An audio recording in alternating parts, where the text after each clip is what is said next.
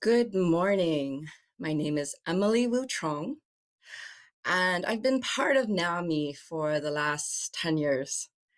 And it's been such a privilege to be part of this organization to alleviate the stigma on mental illness, to normalize conversations on mental health, and to become a leader in NAMI by facilitating support groups for NAMI, connections, peer to peer, and beyond.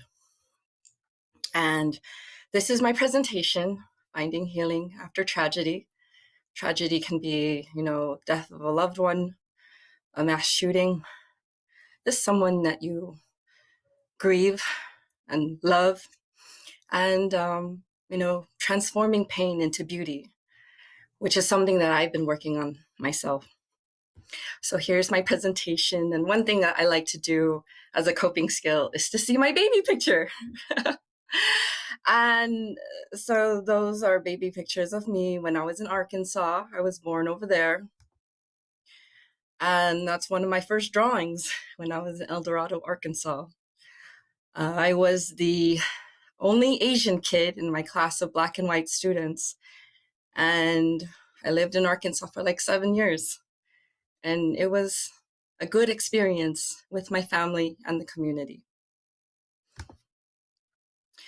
And so these are some pictures of my family when I was a kid with my mom, my dad, and my family, my nephews. And, I love them all dearly.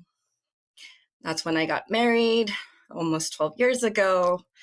And those are my children, my fur baby cats. I have actually 5 of them, but those are my first 3. And they're all my daughters that I love so dearly. And so over the last 10 years or so, I've actually been learning to find my voice. I'm inspired by leaders like RBG. And, it's so important to fight for the things that you care about, social change. And I think in order to be a mental health advocate, you do not have to be a therapist. You just have to have a heart to care. So I risked a lot for the mental health movement, to the point that I was interviewed by the Chinese Daily News. And this article got maybe over 400,000 hits online and a lot of dialogue going. At first, with my Chinese not being very good, I didn't even know what the title of this article meant. And in English, it was translated to Victim of Perfectionist Parents Speaks Out. My parents were devastated. They're like, my mom was like, how could you do this to me? Are you really my daughter? Do I have to disown you? So I took a lot of risk in getting involved in mental health, because that would mean that I would lose face with my family. And I almost got disowned. However, things did turn out for the better later on. I, stood my ground, and I believe that, mental health affects everyone. It is about learning how to stay sane in this insane world without becoming to fall into your despair, and see that there is light at the end of the tunnel.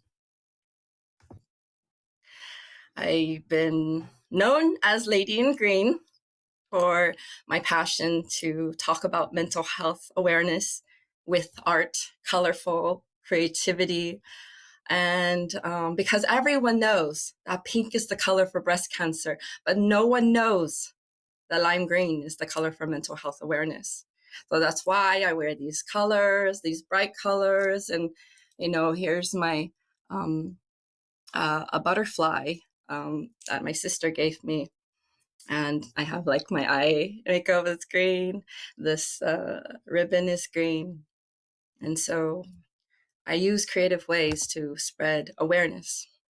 I've been invited to speak at other places, and And I was so privileged when NAMI decided to share my story um, in 2017, that the power of stigma ends with me and the way that I treat myself and the way I empower myself and advocate for myself.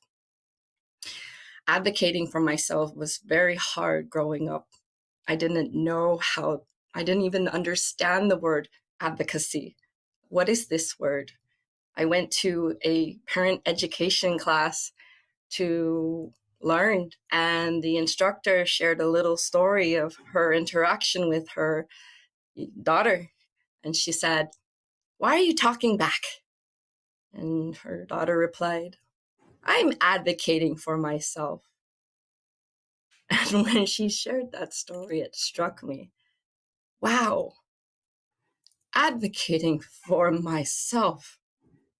I need that because when I was a child, I did not have those skills to learn to advocate for myself. And I was this shy little girl who wanted to be outspoken like Martin Luther King Jr., Nelson Mandela, and care for people like Mother Teresa. From my parents, even though we had so many mishaps and misunderstandings, I realized that I was meant to be in this world to make change, to make life better. Like the Dalai Lama always says, look for the healers, look for the helpers. And that's who I've always wanted to be. So my father passed away 11 months ago, and I'm still grieving. But that's what happens when you lose your loved one. Your heart sinks, and you don't know if you can recover. You don't know if there's light at the end of the tunnel. Because when my father passed away, I couldn't go to the hospital because I had COVID. And luckily there was FaceTime that I could feel fortunate to at least see him through a smartphone screen. And I physically miss him, but I know his spirit lives in me.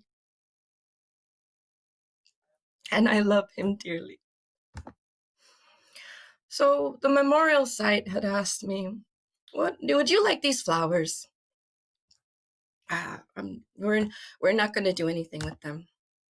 And I made that. I made this for my daddy. It was the first floral heart mandala I have ever done. And I made more. This one took me over 4 hours to make. This was made after the Monterey Park mass shooting in January. And my artwork was shown in different newspapers. And I did more.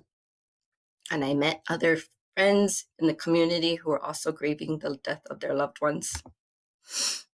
And I got on the front page of the Pasadena Star News on February 1st. And I did more art. This florist didn't want her flowers anymore, so I was like, no, don't throw it away. I've done more drawings because my dad, he passed away of a cardiovascular issue. And so that's why I felt compelled to draw this drawing of a heart in a heart. That's me and my daddy at a special event that I would drive him to. It was a hospital dinner because he was a doctor, and I love his smile there. This is the more floral heart mandalas that I've done at Rose Hills, and I I love all my family members. And so sometimes when people feel so deep in despair, we do have to remember to not be dismayed by the brokenness of the world. As a strong empath, I feel it all the time. All things can be mended, not with time, as they say, but with intention. So go, love intentionally, extravagantly, unconditionally. The broken world waits in the darkness for the light that is you. I love this quote from Stephen Hawking, and he said, after my expectations had been reduced to zero, every new day became a bonus, and I began to appreciate everything I did have. So be brave, be curious, be determined, and overcome the odds. So be the reason someone believes in the goodness of people. Be an angel. There's so much darkness in this world and people hurting people unconsciously. But that's where we have to raise our vibrations and have faith that whatever faith that we have, spirituality that we follow, it's so important for us to find our wise mind, to find ways to heal, different modalities, alternative healthcare. Try Reiki, try acupuncture, try support groups that can help you navigate the mental health care system.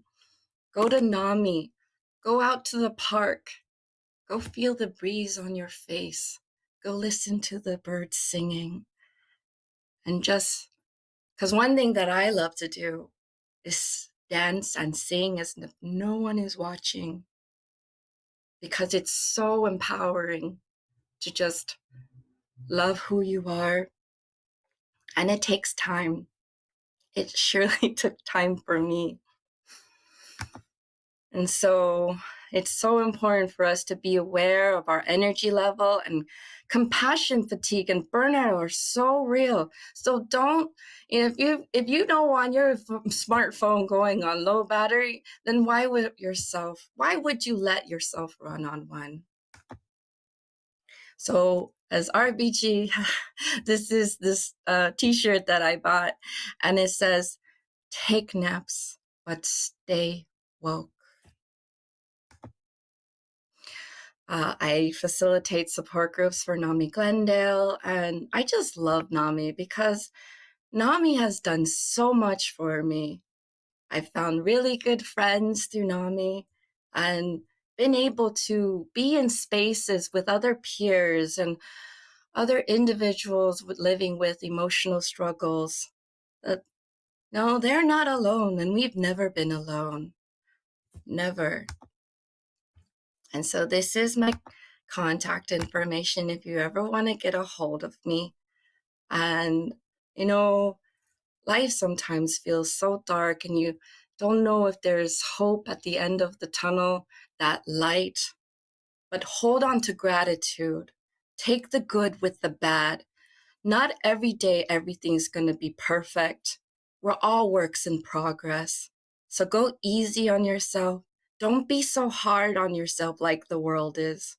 Pat yourself on the back for every effort that you make, because it means that you're trying. Trying is better than doing nothing at all. So be kind to yourself. Be loving to yourself. And know that helplessness is not hopelessness. Go check out your support groups near you. Go to NAMI support groups, and just know that you are special. There is no other you on this earth. And I want you to love yourself.